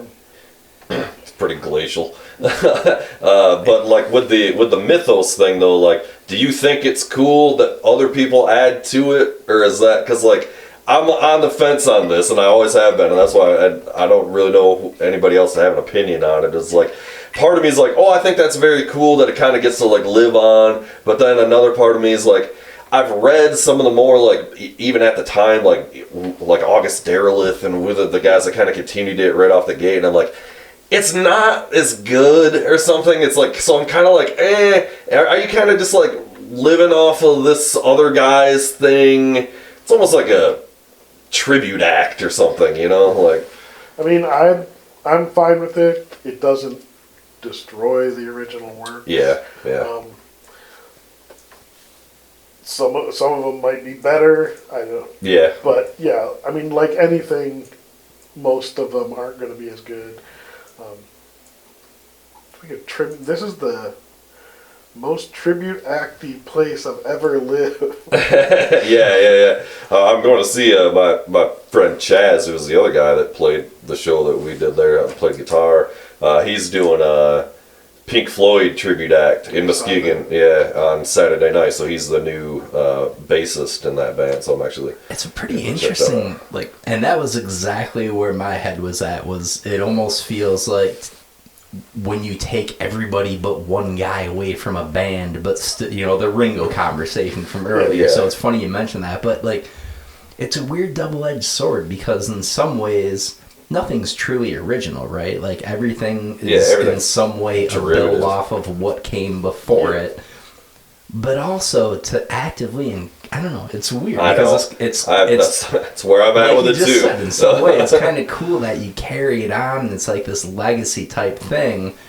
But in literature, it just seems odd to actively encourage people to piggyback off of this and like kind of rip it off in a way, as opposed to like, create your new thing, man. Yeah. Your new Lovecraft, and maybe take a cue here or there, and obviously you have to learn from people, but... I think because, like, fan fiction gets a bad rap, but I know a lot of people who are writers who got their start writing fanfic, and so their fan fiction wasn't great, but that opened the door to them. Yeah, but they weren't making... I guess to me, it starts to be a weird thing with me when they're, like, making money or something. Yeah. Like, because, like, all musicians, that's what you do, is you start by learning other material, other people's stuff or whatever, so, like, and you play in cover bands and whatever. But it's like, I don't know, with the tribute act thing, even, like, this Pink Floyd thing, like, it's going to be awesome. I love Chaz. He's a killer musician, and those guys, you're going to be killer if you're doing that. Like, I don't like the Metallica tribute acts. I'm like, Metallica's still around. You know what I mean? It's like, go see Metallica. Like, I don't know. In fairness, I caught Battery. They ruled. I know, the price is far lower. And then the other reasonable. The other side of me is like, I kind of want to be in a Metallica tribute act because I fucking know those songs and they fucking rule. That seems like the move in a lot of ways. Yeah. Kind of like if you're thinking about it as a training ground, that's sort of a different bucket in my mind, right? If it's like, hey, do this thing to understand the craft, no pun intended, to figure it out and gain skill, that's different than like just write the same, what I mean? And then it is sort of like an exercise, I think, to like write a Lovecraft story, and I think that's very cool. I think, like if you're studying that stuff and okay, now write one of these, like as like an assignment essentially or something, like I think that's very cool. But I don't know, it's an interesting thing because there's really no other writer that I'm aware of that's like that has, there's other people that have mythoses and you can do fan fiction and whatnot, but like I think it's a very Lovecraft specific thing, at least in my view. I'm no real expert, but like that's my understanding, is it seems to be this like really unique thing of like letting this mythos grow beyond, what it... I think, like we're talking about, like with the Doors, how he died before he say he still had more in him. Yeah. And with the way those pulp magazines, the rights were, where a lot of those, there's some gray area, you could argue back and forth, but Weird Tales said they owned the rights Yeah. to Those the stories. HP Lovecraft mythos. So they could Yeah. say, hey, we want more stories. This guy's dead. You write HP Yeah. Lovecraft stories, Right. we'll publish them, pay Yeah. you. Whereas a lot of the other people were either still alive or they had, a son or daughter who Yeah, it was was there to say, no, protecting those are my rights. yeah, for sure. Like Tolkien, like if you look Yeah. at Lord of the Rings, Chris Tolkien is listed as co-author, so it's 90 years after he dies. Yeah. Yeah. Yeah, they got that shit on fucking lockdown, man. You like the Lord of the Rings stuff. Yeah. What's your thoughts on kind of maybe the OG goth fucking the guy that wrote The Raven and all that, whose name escapes me right now. Yeah, thank you, God. I'm telling you, I killed a lot of brain cells last night, boys. I told you guys off air, I killed a lot of brain cells. Yeah, I mean, like I've struggled to get into it. I've tried. I mean, I love Poe. I've taught a bunch of Poe. Yeah. I think a lot of times because of the length, we tend to put some of the stories in like the English like textbooks that aren't really his strongest stories. Like the Bells gets taught as the alliteration poem in like every English 11 textbook. It's not a good poem. Right. Like the Raven's good, but yeah. Like, I mean, that's definitely his most popular. I mean, especially now. I mean, that's the one that's kind of has lived on forever. I mean, that was probably his most popular when he was alive. Yeah. I have a book which we were told that, he died in obscurity. Like, Yeah. reality, I've never been really clear about true. The guy who wrote his obituary that got reprinted hated him. Yes, okay, I he do was remember also that. a reviewer. Yeah. And he panned the guy's book. Yeah. Yeah. He would, like, I have a book that was printed like right after he died, so it was already like how they used to make plates to print. Mm-hmm. So it says that he is like the most well-known or something American author, Yeah. like alive today or something, because it was already written. He was still alive. So like he was recognized that during his life, like he wasn't wealthy, but Yeah. Not like Lovecraft, who was essentially not recognized at all. Yeah. I mean, Lovecraft was just the Penny Dreadfuls and the Pulp Fiction. That's why I like Lovecraft so much, is because it's the sweet spot between modern horror and like Edgar Allan Poe, which I struggled a little bit, like, not like actually struggled to read it, but I struggled to like enjoy it. You know what I mean? So like, I don't know, there's enough of the old timey kind of shit, and because Lovecraft was so obsessed with the era before him, he writes like he was in that era or something, but it's a little more, it's more readable or something. But man, I've tried like 5 times probably to get into Edgar Allan Poe, and I just like, I don't know, it doesn't. Same thing with Charles Dickens, dude. I tried real hard to get into some Charles Dickens. Can't do it. It's not for me. I think both of them were getting paid by the word, and that definitely does affect your the writing style, the pace. Like with Dickens, he had to have another chapter every week. Yep. He good or bad, and that's why some of his books are like kind of goes off into a tangent. Yep. Because publisher needed that to print in, because it was printed in the newspaper. Yep. Every week. Yeah. Rain or shine, you've got to put it out. That's a tough way to do things, man, with a gun to your head, trying to undertake a creative endeavor. Just like, write me another chapter, good, bad, or otherwise, which I guess it's like that in anything music or otherwise nowadays still. But well, when you got that deadline, huh?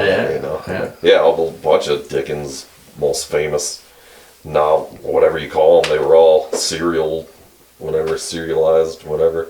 I'm no expert on that. I had a killer Charles Dickens leather-bound set. I know, and I sold it too because it actually was worth a little bit of money, and I had the bookends on it and everything.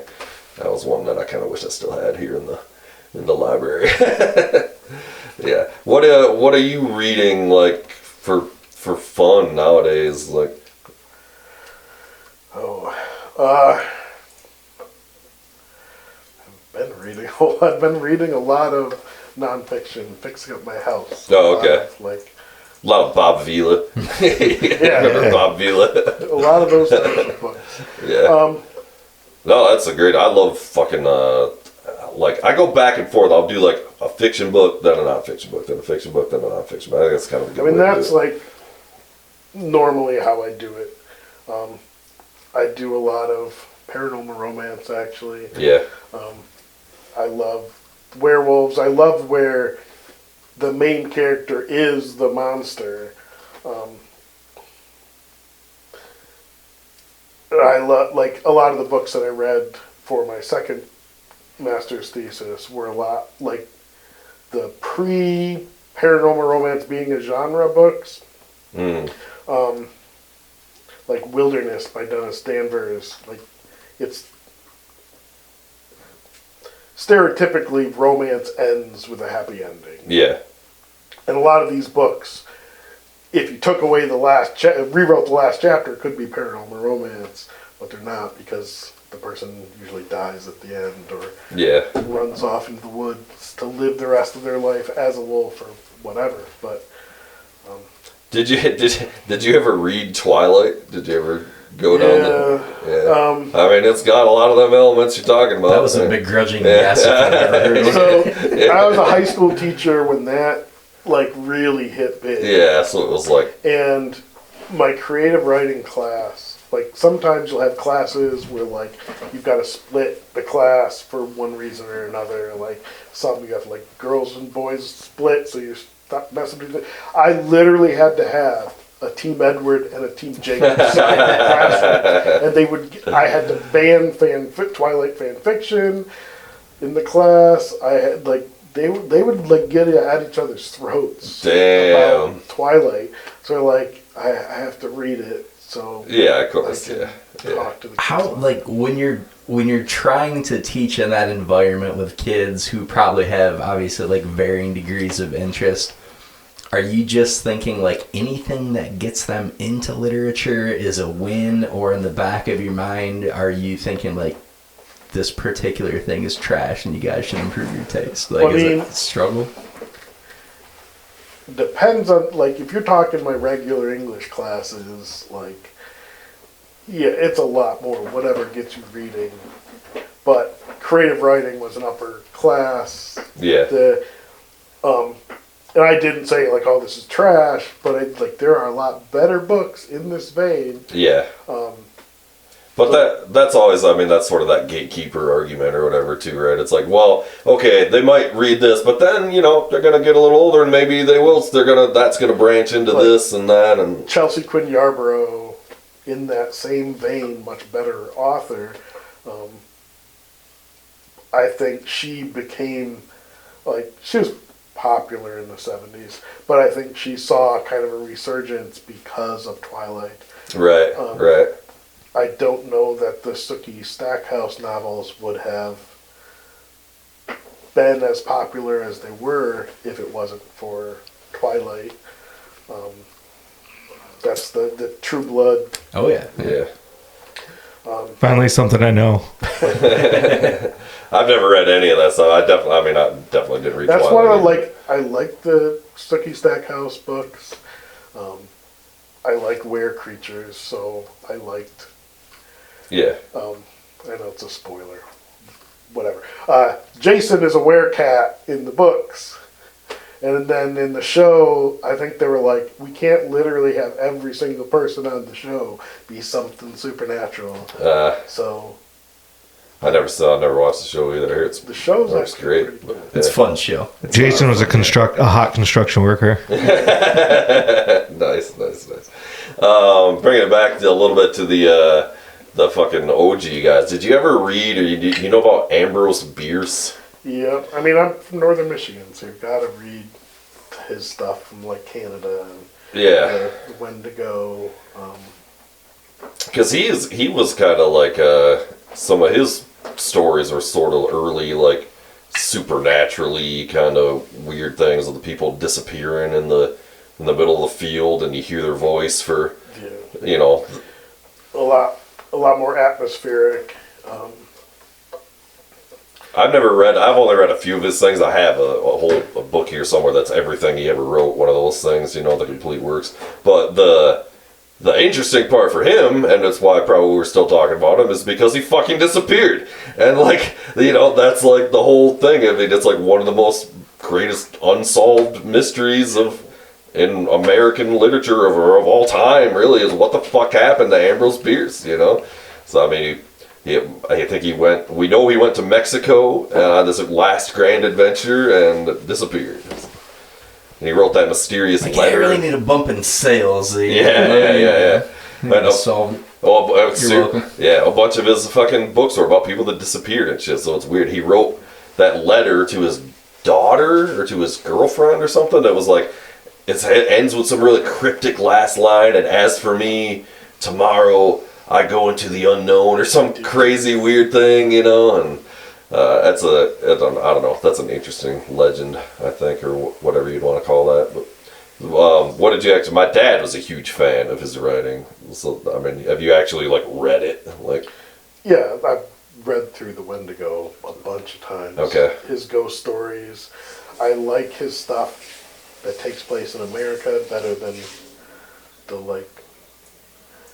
I don't know if they're earlier in his career as well, but the stuff that takes place in like English castles.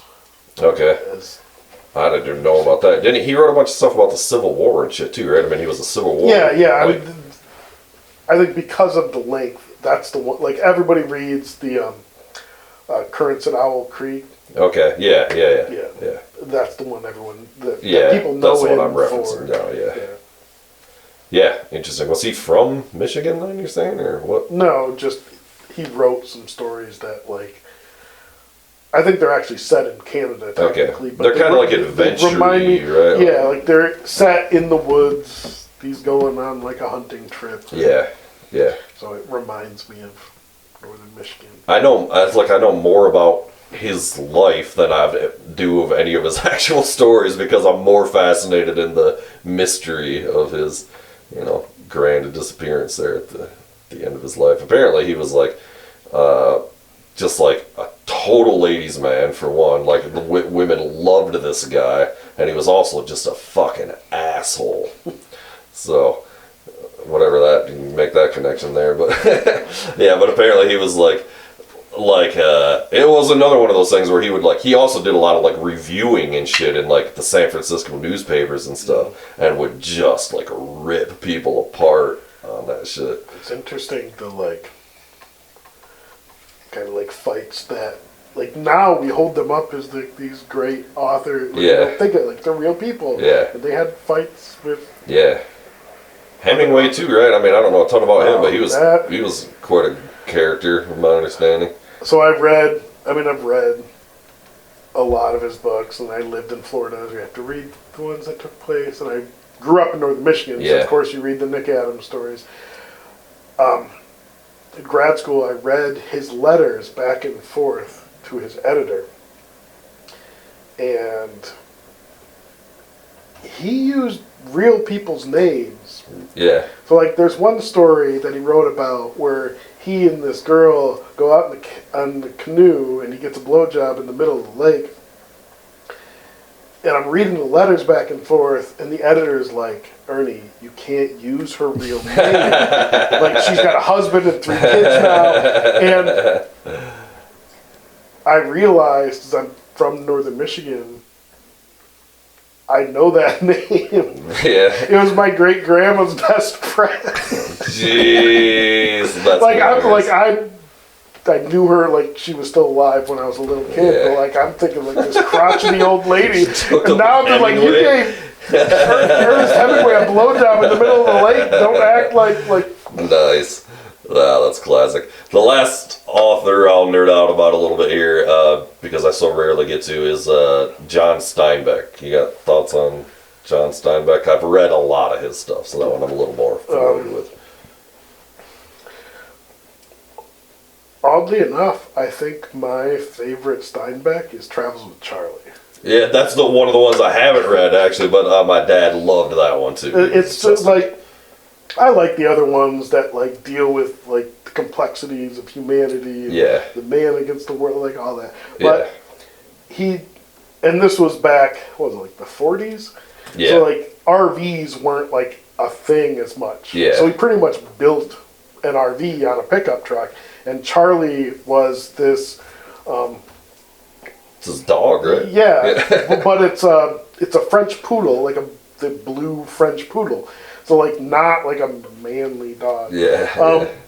And it's just the story of him going around the country, and he like have alcohol, invite people in for a drink, and just talking to random people. Yeah. And the adventures that he had, just bumming around. I liked that a whole lot better than Dharma Bum's Jack Kerouac. Yeah. That. I read On the Road. Never read that. You know, and I definitely did like. There is something weird about On the Road where it does wrap you up in it. You know. And that, like having lived in Colorado, where Jack Kerouac lived and wrote a bunch of shit. Yeah. You kind of get involved with the mytho, like the bookstore he used to come here and write, but like you read them. I remember there's a chapter in I guess Dharma Bums where he's living with his sister, and his brother-in-law comes home after like working in an assembly plant or something. Yeah. Like working his ass off, 12-hour days, and he comes home and Jack's sitting on the couch, not having moved the entire day, like doesn't have a job, and he's brother-in-law walks in the door. He's like, and Jack Kerouac goes off, "You're just working for the man," and I was like, and punched him in the throat because like I'm supporting your ass, like you're not doing anything. Yeah, I never read that one. That's another guy people were obsessed with, though. I think there's a lot, like something about like things people latch onto partly because of the time. Like I hated the the one where the guy's like raving about all the phonies. I don't know, Kerouac? Not Kerouac. It's the same time. Yeah, like what do they call that? Like the beat poets and whatever. Yeah, it's not a beat, but it's one of the. But anyways, where they're novels that people think, oh, this is the greatest novel ever. Like Hemingway's one of those, and if you read them now, not like. Yeah, you don't got the reference to like. Yeah, like I'm pretty sure, like trying to remember the exact year that he died, but I think Hemingway died before I was born. Like I didn't live through any of this. Yeah. The writing style, just in general, the world has changed. Yeah. Yeah. There are a lot of books where you read where like I don't get it. Right. Yeah. They're like books that were huge, and as an English teacher, I have like older colleagues like, oh, they have to read this, and you read them now, it's like I don't. Yeah. What the point? Like, I'm going with Twilight. I was obsessed with the short. I had a collection of the short stories of John Steinbeck, and Cannery Row in particular. Did you ever read that one? That one's amazing. And then of course Of Mice and Men is like the ultimate. You know. Tortilla Flats. Yeah, yeah. Like a lot of like. The Pearl, that was another one. Yeah, the Pearl gets taught a lot. The Red Pony. Yeah, yeah. Yeah, that's good shit. Well, so what's going on with you? Is there more events coming up and stuff? What's next for the Darkness Underground? We have. Ooh, what is this? It's copyright free music. Trying to get you guys in the mood for what he's about to talk about. All right. Turn it down just a little though. So we have a DJ'd event. The All Souls Day in Muskegon coming up, November 2nd. All Souls Day, huh? Yeah, well, because I wanted to do a Halloween thing. Yeah. But Halloween's in the middle of the week. Yeah, I know.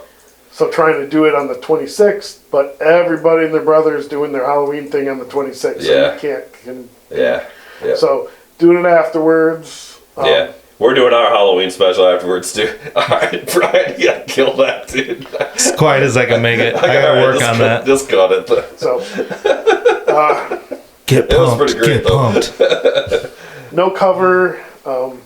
That's one good thing about Muskegon is that they're venues that let us come in Yeah. without having to pay. Because there are like a bunch of places in Illinois where we'd have events, and because of what we were charged by the venue, like some of them we weren't even in the black. Yeah. So the fact that we have places to start like doing smaller events, like we're not going to have 100 people, much less 200-300. Yeah. But it helps us get started, and that without those places, you can't keep Muskegon weird. Yeah. Oh, for sure. And I mean, that thing we did, that was sure weird. But we'd love to do it again. Like I was saying, we were like, when we rolled into, we were just like, oh man, what did we get ourselves into? It's like- We just had like a blast.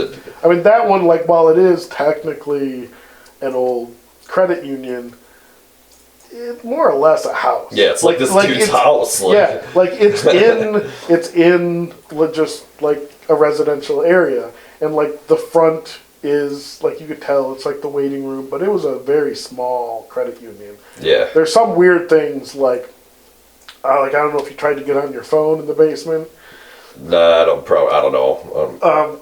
The basement's a giant Faraday cage. Yeah. Because yeah. to make it secure, the ceiling is is steel filled with concrete. Yeah. So people couldn't like drill through and get to the safe. But it means that you have no cell reception. Yeah. It also sounded terrible down there. This is a concrete. Well, because everything's hard. Yeah, hard It's just concrete, a concrete steel, basement, dude. Yeah. And he's got the speakers like in the back behind the microphones and shit. And but like, so yeah, that's why we were like, oh no. But then it was a blast. There was a ton of people. The bands were pretty sweet.